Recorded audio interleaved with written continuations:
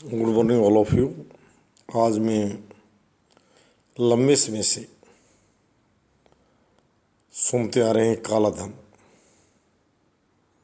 काला धन की परिभाषा, उत्पत्ति के साधक,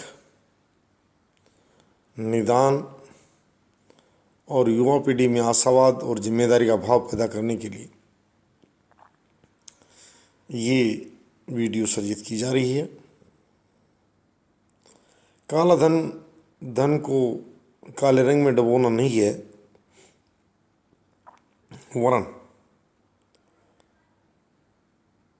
किसी व्यक्ति द्वारा राष्ट्र के साथ गद्दारी करते हुए लालचवश भ्रष्ट और नीच किस्म के आयकर अधिकारी के साथ मिली भक्ति कर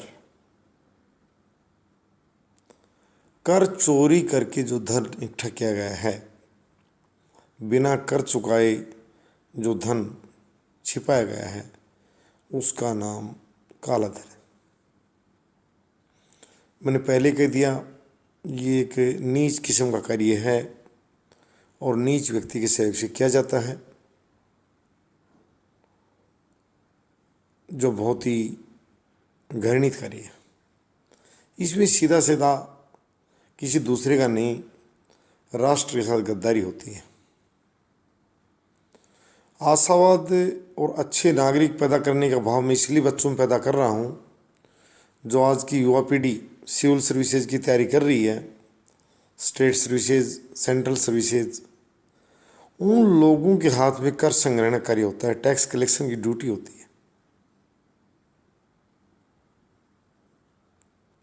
और वो यदि नेक नीयत से काम न करें, कहते हैं खेती बाड़ को खाने लग जाए, तो फिर खेत कैसे बचेगा? बाढ़ खेत को खाने लग जाए, तो खेत कैसे बचेगा? वही बात है, वो टैक्स कलेक्शन बाढ़ का काम करते हैं, यानी जिम्मेदारी का भाव जो उनके कंधों पर है जिम्मेदारी, अगर वो उसको ठीक से नहीं निभाते और सामने भी नीच किस्म का अगर उद्यमी या आयकरदाता या करदाता बिजनेस टैक्स या दूसरे प्रकार टैक्स, सेल टैक्स, आजकल जीएसटी के नाम से भी जाना जाता है समग्र रूप से भारत में, यदि वो सही और सच्ची नीयत से उसका भुगतान न करना चाहे, उस स्थिति में दोनों मिलकर और राष्ट्र के साथ गद्दारी करते हैं, अपने कर्तव्यों का निर्वहन नहीं करते हैं, नागरिक कर्तव्यों का, और उस धन को जन्म देते हैं, जिसे काला धन कहा जाता है। कई बार तो बड़ी हंसी आती है जब काले धन के उत्पादक स्वयं सबसे अगली पंक्तियों खड़े होकर राष्ट्रवाद के नारे लगाते हैं, बड़ी शर्म से सिर झुक जाता है। और भगत सिंह जी और सुभाष चंद्र बोस, चंद्रशेखर आज़ाद जी, राम प्रसाद बिस्मिल, यानी ढेर सारे क्रांतिकारियों की याद आ जाती है कि उनके लिए पैसा अगर कोई समुद्र भर के डाल देता तो वो ठोकर मारते कि हमें नीचे ऐसा पैसा राष्ट्र के सामने, राष्ट्रवाद का जुनून भरा हुआ था। न उनको पद चाहिए था, न उनको वंश चाहिए था, राष्ट्र उनके लिए सर्वोपरि वास्तव में था, इसको कोई नकार नहीं सकता। तो मुट्ठी भर लोगों, काला धन के जो उत्पादक हैं, सौदागर हैं, विश्व के हर देश में हैं। दूसरे देशों में बार सुर्खियाँ सुनते हैं कि वहाँ उसका इतना धन जमा था, अमेरिका में उसका इतना जमा था, स्वीडन में। ये बात चलती रहेंगी, परंतु मैं नई पीढ़ी को कह रहा हूँ कि अब उसके कंधों बाहर आएगा, वो उत्पादक भी बनेंगे, आयकर अधिकारी बनेंगे।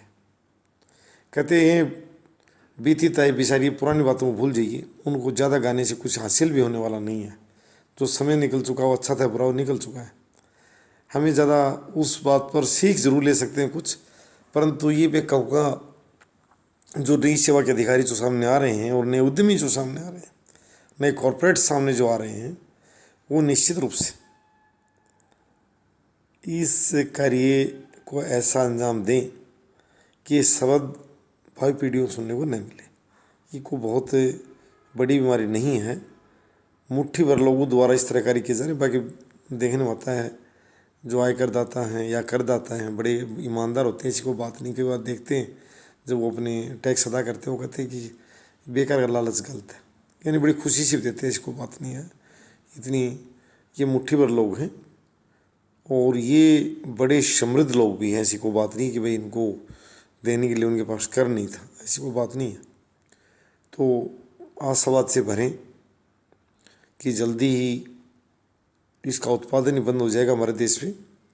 और मैंने पहले भी कहा था कि रिस्पॉन्सिबल सिटीजन्स, विश्व को, हर देश को और हर परिवार को आज जिम्मेदार व्यक्ति या नागरिकों की जरूरत है। ये सच्चाई है।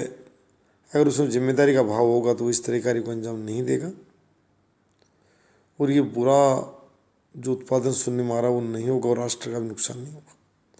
तो सबसे पहले तो मैं ये कहूँगा, अभी जो बच्चे युवा हो रहे हैं, नई नई सेवाओं में आ रहे हैं, नए नए उद्यमी बन रहे हैं, कि आप अपने जो शुद्ध मुनाफा है, कर अदा करने के बाद जो मुनाफा है उसको पैदा करना सीखें और इस तरह की हेरा फेरी जालसाजी से बचें। इस तरह की चर्चाएं सुनने में ना आए जो अनावश्यक वादों का और बुराइयों का, बेइज्जती का आपको सामना करना पड़े। तो सभी यही को प्रयास करेंगे युवा पीढ़ी कि वो कम से कम इसका उत्पादन बंद कर दें और अपने कार्य को गति दें, अधिकारी अच्छे से अपनी ड्यूटियाँ निभाएं और उद्यमी अपना व्यापार करें।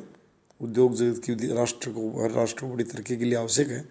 तो मैं यही विश्व समुदाय से आह्वान करूँगा कि अच्छे नागरिक और अच्छे अधिकारी, अच्छे उद्यमी मिलकर जो इस तरह का जो धन पैदा करने का जो क्रम है वो इस प्रथा को भविष्य में हर देश से समाप्ति कर देंगे। ऐसी कोई बात नहीं है कि छोटे छोटे मुल्क जहाँ की जनता भूखी प्यासी बैठी है कहती है कि वहाँ उसका 1500 करोड़ जमा, वहाँ इतने डॉलर जमा है। ये चीज़ें एक अराजक समाज का हिस्सा होती थी, आज वो समाज नहीं है। बहुत शिक्षित और सभ्य समाज विकसित हो रहा है और उसमें इस तरह की चीज़ों को स्थान नहीं है। और मैं ये भी कहूँगा कुछ राष्ट्रों से जो बड़े अपने आप को मानव अधिकार और लोकतांत्रिक देशों के पैरोकारी मानते हैं, वो अपराधियों को शरणस्थली की जगह नहीं बनने दें और उनका प्रत्यार्पण जिन देशों के साथ संधि है निश्चित रूप से उठाकर और उनकी पुलिस के हवाले कर दें कि भैया ये आपका अपराध लीजिए। हर राष्ट्र की जिम्मेदारी बनती है। अच्छी बात नहीं है कि हल्के छोटे लाभ के लिए उसको दुबकाए रख लेना कि नहीं हम नहीं दे रहे हैं, ये उचित नहीं है। इससे भी मुट्ठी भर अपराधियों का हौसला बढ़ा है। सभी अपराधियों को एक दूसरे को सुपुर्द कर देना चाहिए जो भी जैसा है। तो मैं आज ये आशावाद के साथ, मेरा ये था ऑप्टिमिज्म कि युवा पीढ़ी आशावाद से भरे और इसको ख़त्म करने के लिए और पीछे की आगे चर्चाएं छोड़ें। युवा पीढ़ी कुछ जो उद्यमी बनने जा रहे हैं वो कहें कि मैं बिल्कुल अपना पूरा कर चुका कर और अपना उद्यम करूँगा, अपना इंडस्ट्रियल बिजनेस डेवलप करूँगा, जॉब करूँगा। और जो सामने के जो हैं कर संग्रहण के अधिकारी जो बनने जा रहे हैं उन भाइयों से मैं कहूँगा कि उदाहरण पेश करें कि इस तरह की छापे देखने को नहीं मिलें कि वहाँ आय से अधिक संपत्ति के मामले उस पर वहाँ छापे पड़े हैं, उस पर वहाँ छापे पड़े हैं। नहीं, आप अपना सफ़ेद जो आपका जो वेतन सरकार द्वारा निर्धारित उसी से काम चलाइए और इस तरह की चोरी के धंधे को अंजाम न दें। और मैं न्यायाधीश महोदयों से भी सोच प्रार्थना करूँगा कि इसके लिए लाई डिटेक्टर या पोलोग्राफी टेस्ट जैसी ज़रूरत हो।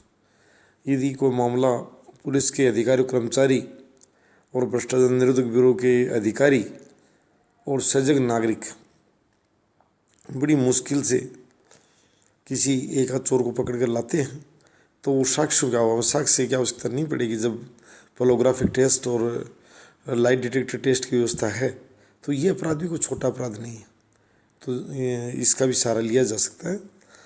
और उन लोगों को निश्चित रूप से सजा मिले ताकि एक अच्छा संदेश जाए समाज में, ईमानदार करदाताओं के पास भी जाए और बेईमान के पास भी जाए।